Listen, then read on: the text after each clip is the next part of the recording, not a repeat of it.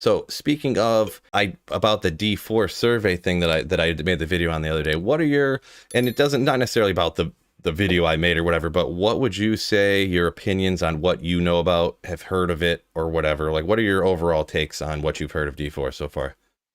All right. And I assume I'm in the minority, especially if we're talking about Diablo 2 kind of fanatic, fans, right? Because the when I say D2 is a specific type of special player, I also mean it has a very we'll say enthusiastic player base. They want specific things. My favorite video games, back when I could actually spend time playing them, were MMOs. I loved MMOs. I started playing EverQuest with my dad and his friends when I was 9 or 10 years old. And then I played World of Warcraft until I finally kicked the addiction back sometime after college. And I am not offended by the concept of what if we took Diablo and we made it an MMO. So I like the idea of needing to group up with people to go into dungeons. I like the idea of yes, you can trade for some stuff, and I assume there will be crafting because we haven't seen a lot about what that is. But if you're looking for your best in slot gear, you got to go do the content. You got to go farm the stuff and you got to drop it, whether it's in your group or if it drops just to you. I'm not exactly sure that they've buttoned down exactly what they want to look like. But the idea of it being more of an open world, randomly generated dungeons, there are static parts of the world map that you can travel to. I like that. I really like all of that, and I'm excited for it. Other than that, I think that the aesthetic is making like a full return to Diablo 2 if it had modern graphics. So it's a lot darker, it's a lot more gothic. It's kind of less cartoonish than Diablo 3 is, which I definitely appreciate. But overall, I'm just very excited about the game, and I'm not necessarily interested in getting pre-pissed or pre-upset at what I think the game might be because a lot of people are determining what the game is without seeing it and being like, "Well, I'm already mad about this." I'm like, "Well, we literally don't know if that exists or not, guys." But yeah, I'm really excited for it. All right. Yeah, I would say I'm not to where those people are that you mentioned, like super upset. I would say I'm like excitedly worried, I guess. Just because of a lot of like newer games, like in the last 10 years, it's a reason I kind of came back to playing Diablo 2. I just haven't really liked a lot of the games, to be perfectly honest, even if it's stuff that's not even remotely like Diablo 2. Like I used to play Halo and Call of Duty all the time.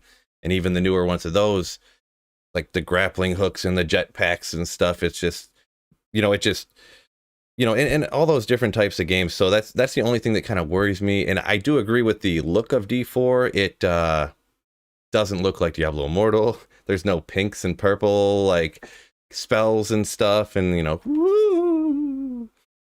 But it's really hard to tell until like you get your hands on it. So that's why I'm not trying to go over the top with my worry or whatever. It seemed though from like the leaked survey thing or whatever, it looks like they are kind of sticking to their word, and obviously things could change, but that none of the microtransaction stuff is going to be any gear or any experience and stuff like that. So that is a pretty big deal, just because I can steer clear of that. But I've talked to people. I mean, it's people I meet on the internet or whatever. So believe what you hear from people on the internet. Like only believe people you hear got YouTube videos. Perfect, but absolutely. We've but yeah, never lied, I promise. people who can't have struggles with the gambling addiction type stuff where they can't help but like, oh well, if I just do another dollar then I can get an extra skin in a week because I'll get extra battle points or whatever, how that stuff goes. So Yeah. um it's almost like if too much of the community gets too upset, then it like kind of spoils it for everybody, I guess you could say, is one thing that I would be kind of worried about, because I have no problem not spending money. That's kind of one of my hobbies, is not spending money. So Yeah. It's definitely in my top 3 things I love to do is not spend money. No, and I hear you. I mean, I think there's like a much bigger, almost like societal conversation about microtransactions and gambling in games and gambling itself. I'm not gonna touch it. Uh, I don't like spending money.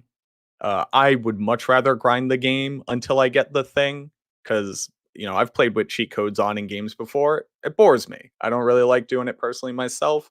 I also don't really shame anybody who wants to do that.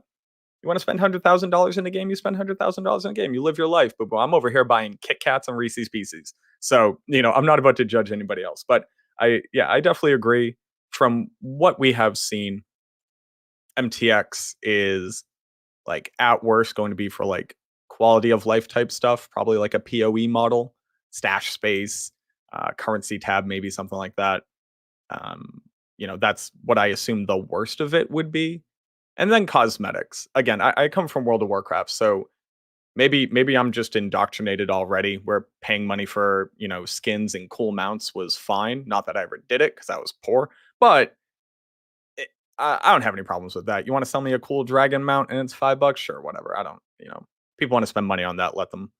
But yeah, I'm also excited because I mean, look, I'm not saying it's going to be perfect, but especially with what happened with Diablo Immortal, I think Diablo 4 needs to do a lot of work for Blizzard as far as how the community regards them and what they think about them as a game developer and publisher. So I'm just going to be hopeful that we don't see anything too shifty going on. Yeah, I kind of agree with that. Yeah, that they have some mending to do. Yeah, with the community or whatever. Because I mean, Diablo Immortal was free, and I couldn't imagine. It's something that does kind of rub me the wrong way too. But that the game's gonna cost $60 hypothetically or whatever, and then there's gonna be the battle pass, and then there's gonna be the skins, and having a battle pass it's not a mandatory monthly fee or thing, whatever. But you have a monthly fee to get possibly get the skins or something. I'm not 100% how it's going to work, but that was in the survey thing that there was going to be a battle pass for it, a game that you're paying $40 to $80 for, somewhere in between there. So it's kind of, once again, reserve. I'm not like, but it's kind of like, eyebrow raise.